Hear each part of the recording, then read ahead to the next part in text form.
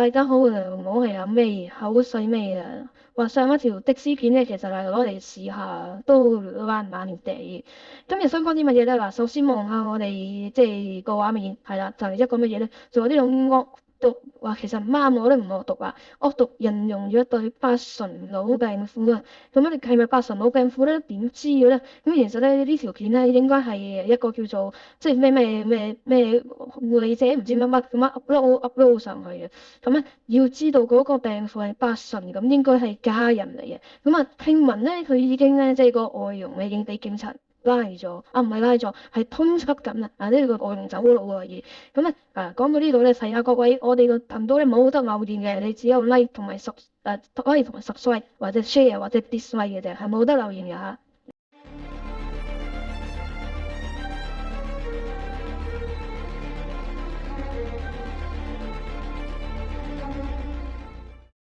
咁睇完嗰個片頭之後咧，睇翻個新聞啊，個新聞其實就話咧，話你阿媽媽你阿林班啊，咁啊4月出院啊，咁咧期間咧即係住院住咗好耐啦，我估下仔仔，咁咧應該本身都有呢個認知障礙㗎啦，咁啊話媽媽出咗嚟之後嗜睡混亂啊，嘟咁啊，咁咧憑條片睇咧都唔難理解咧，話可以有時對答有時混亂，呢一類嘢咧係認知障礙症嘅短期症狀，當然啦唔排除佢係退化型嘅認知障礙啊，定係冇中風我唔知，或者係即係有啲叫咩？嗰啲叫繼發性嘅認知障礙症啊，即係例如係腦嘅問題，例如有腦瘤啊嗰類嘢啦即係咁，但係咧都幾肯定睇條片咧都係認知障礙症嚟㗎。咁咧嗰個香港01訪問咧就話平時換片咧喺個女做。咁點解個女傭會戴晒手套幫佢換片咧？我就有啲咧質疑照顧者咧，其實係咪真係自己做？同埋女幾多歲我哋唔知啦，使唔使返工我哋唔知嘅。你就咁睇工人姐姐，唔知佢印嚟嗰個印尼嚟嘅喎如果換唔到點算啊？學下烏鴉咁講，難做咪唔好做咯。咁點解工人姐姐都要即係咁勉強做？大家諗下。你老細叫你做嘢即係唔係你老細冇叫你做，你會唔會特登砌隻腳嚟講佢即係你睇翻我另一個訪問，就話平時係個女要換片我都幾有即係充分地覺得唔係個女換晒，肯定好多時候甚至半夜3更都要換。我哋望下，如果真係嗱，可能而家4月出院啦，即係舊年4月喎，而家3月嚟喎，係啦，一早如果真係為阿媽好嘅。唔好送去老人院啦，呢啲一定擋硬一定要約束噶。咁但係你又唔可以自己屋企約束佢，因為你一約束咧就變咗虐待老人。所以你見片中咧應該攞個佢話瑜伽帶即係可能啲運動嗰啲橡筋帶嚟綁住個老人家，肯定就唔啱嘅。問題就係點解佢要咁做，同埋點解會咁做？理論上正常換片，如果真係個女咧，工人係唔會插手。所以我極大理由認為咧平時係要工人換片嘅。只不過咧，你接受01訪問，你講乜都得㗎啦。咁好啦，咁呢件事咧，究竟誰對誰錯咧？每人都有責任。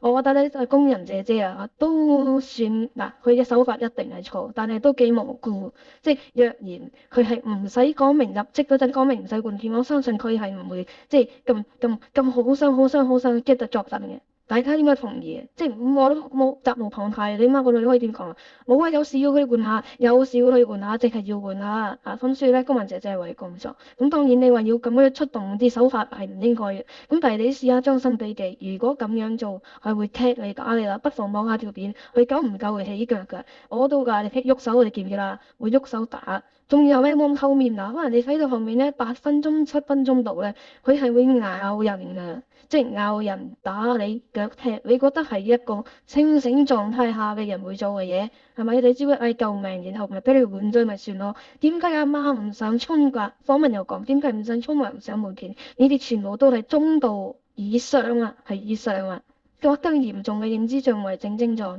好，咁究竟點教咧？如果你唔送阿媽去老人院，一去到院舍就一定有約束㗎啦。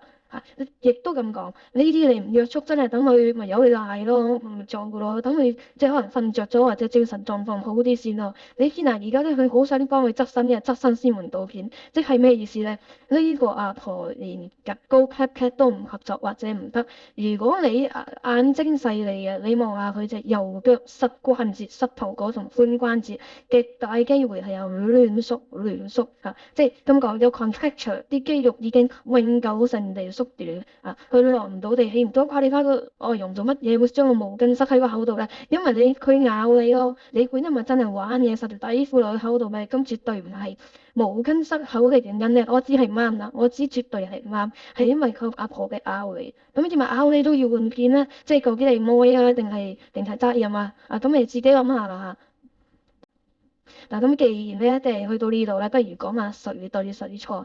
最錯嘅咧，最錯係邊個？我覺得最錯係照顧者，即係我唔係 blame the victim 即係唔係話即係話嗰個受害者錯，即係其實照顧需要好多時間，但係佢咧諗住咧出嗰4000零5000蚊咧請個工人翻嚟全包一啲家務或者順手，佢話順手其實唔順手噶，亦都要照顧老人家咧，其實就太過睇得起即係一啲即係東南亞裔嘅人士，即係同你有親咩老老實實嗱，理論上咧，你一係就請夠兩個，一個撳手，一個撳腳去換片。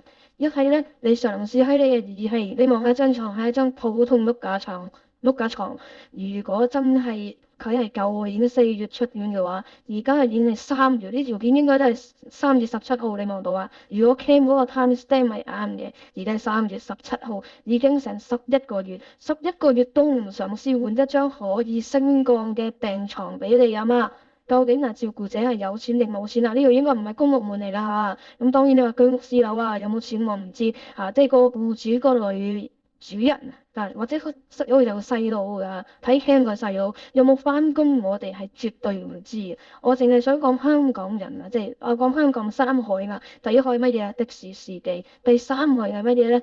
政府入面唔做嘢嘅低層公務員，低層唔係講高層第二樣嘢係乜嘢？就係我哋人口老化，遇到好多即係唔應該變壞或者直頭唔好話咁講，變壞咗嘅老人。咁當然啦，呢個認知障礙症情有可原嘅，可能佢以前係救世主，可能以前 Wonder Woman 我哋唔知。不過問題就係當呢個香港嘅人口越嚟越老化，你一定遇到呢啲問題。政府仲話你去大灣區安老，你試下咁嘅樣去大灣區，即係我諗入面嗰啲即係嗰啲阿姨同你有親即係唔好諗紅唔紅包，應該連佢照顧你都難，你一定會被約束。所以咧呢個 case 可以點分析咧？如果去院舍，一定係約束嘅。你唔好信嗰啲咧講明唔約束嗰啲院舍，唔約束嗰啲院舍，只不過係佢個院舍入面嗰啲老人家咧，實在太過行得走得，所有人都會有，即係如果你條命夠長，但係有百病纏身嗰啲咧，就都會遇到呢個問題嘅。